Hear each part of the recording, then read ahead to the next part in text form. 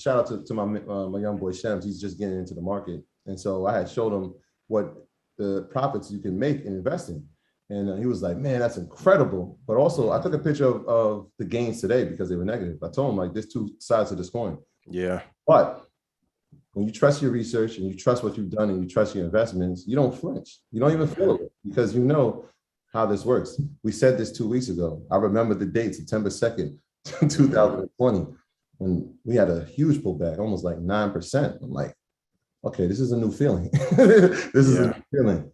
Can you sustain this? Can you walk away from this and not feel any different about investing? And the overall answer was, yes, I can. So once September comes around again, and we spoke about witching. In fact, we told people we're not even going to buy contracts until after witching. This wasn't a surprise. It was just what would be the catalyst, right? So it was like, what was going to be the catalyst? And so I ran some numbers, Ian, real quick. So if you look at the history of the Dow for the past 30 years, right, this wouldn't even be a surprise to us because if you look at the past 30 years, the Dow Jones, the week after quadruple witching or triple witching, this is the third quarter, out of the past 30 years, it's been down 23 out of 30 years. There's only been 7 up years in the past 30. In the past 20s, there's been 15 down years, and it's only been up 5 times. And so we said September, and when we gave the months that we should be trading, we said that April until October is rough, right? But you still got to keep money in. But yeah, September and rough. That's part of it too. It's like, all right, well, this is a good if we're positioning ourselves and we've had money in a money market account, like Shadi always says, why keep it in a savings account, put it in a money market account. Then we're looking at entry points now, because some of those entry points that we've been saying, and we thought that they would never come back to that level. Listen, would y'all stop with that? Like, I'm telling you where to get in, where I want to get in, where some of the people y'all look up to are calling me for entries. Just get them free for the culture. I'm begging. Like we tried to do, like Troy Killer research, man, the entries, if me, Trap, Troy, Bonawyn, Josh Brown say it's going to happen. We're coming there now. Like even with the Dow, September has been bad since the 1950s, historically. Just research. Even if you don't do the research, we've done all the research for you. Just cooked it, filleted it, laid it out for you. Man, enjoy. September is a great month if you're looking to get into the market. And with UPST, it's crazy to even say it, like 239.28 is like a good entry for it. Smalls, text me, bro. So in that video, so when you saw Shadi post the video, right, when he like went in the lab, what time was that, like 12 o'clock? No, we really in the lab. Like I'm saying to myself, all right, where did these contracts open at? How far have they pulled back? Is it now time to enter? Straight up.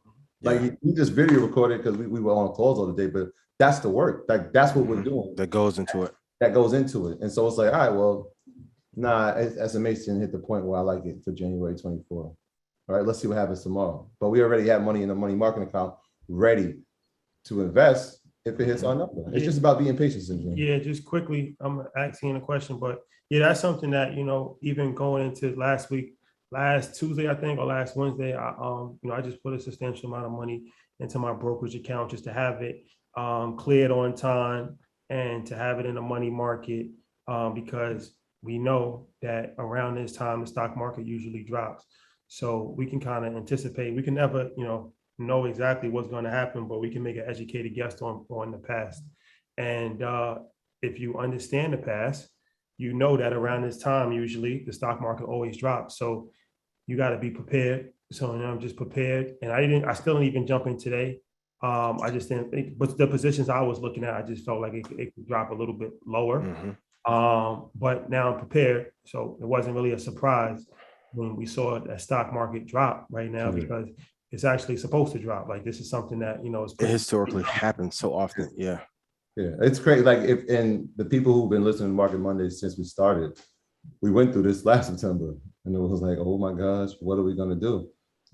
And same exact thing. Look, put your seatbelt on. Trust the research that you've done. Trust the investments that you've made, right?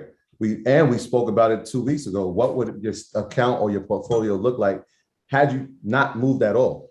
Right? If you pulled back in September 9%, there was like a little slight one in October, I recall. In November, we started seeing some gains, and December came and we saw some gains.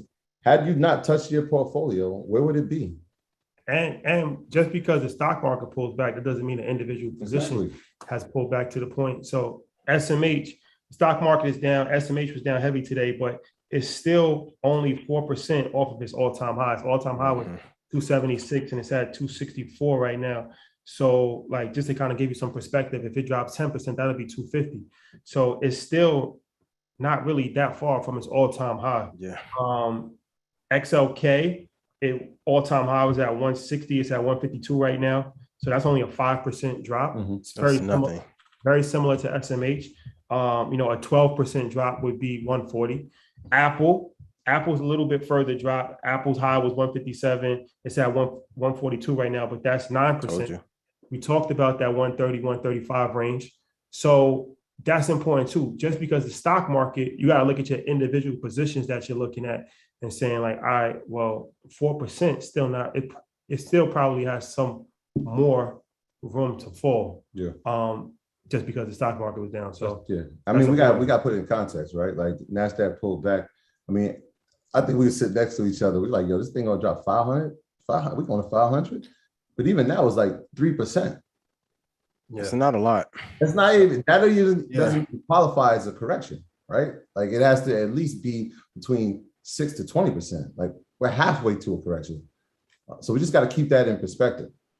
Yeah, it happens every single year. One of my favorite quotes from Money Master the Game is just like any other climate. You're going to have summer, spring, fall, winter. September just happens to be when winter comes. Then also, like for those of you who were at InvestFest, if you love InvestFest, please drop fire in chat. But I told you one of the best targets for you to use for the Dow is 523 points. So if you use the example at InvestFest of 33 contracts, on the short today, you'd have been up 86,295. There is no such thing as a bad market, only bad entries into it, and you end up getting out too early. If this is your first time in the market, hold. People are going to tell you everything else. Ask them this: are they rich from investing or trading? Conversations will stop. Are they free financially? The conversations will stop. Every September or October, this happens and people panic. If you haven't got into the market yet, enjoy September because it's going to be a great time for you to be able to get in and take advantage of it. In a year and a half, you'll be happy. If I've made you money, please put yes in chat so you can verify. Let's rinse and repeat. 6,200 people on the chat room. Hit the like button, please. Red Panda family, please hit that like button. Tell your aunties, uncles, grandma, great aunties, hit the like button. Ian, how to take advantage of drops with futures market? I'm gonna just give you all the targets real quick. Dow, you should short if the market falls, and only do this maybe 3 times a year. 523 points. NASDAQ, I want you to go for 700 points. The stop loss should be 100 ticks to 100 points. You're risking 1 to make 7. Those two will move faster. You don't really need to think about the ES, but here's the thing that is great about the market. Too many people are so focused on puts. You shouldn't have any long-term positions to the downside because 95% of the moves are going to be up over a 5-year period. So you're trading in the wrong direction. But if we have a violent drop like we did today, you can clean up in an hour to offset any losses. Kudos to the snipers that hit. I mean, there's some snipers today that hit 20 and 30 grand. But the thing that I want to stress that I stressed at InvestFest, I only want you to take 10 trades a year. 10. Learn how to trade with size.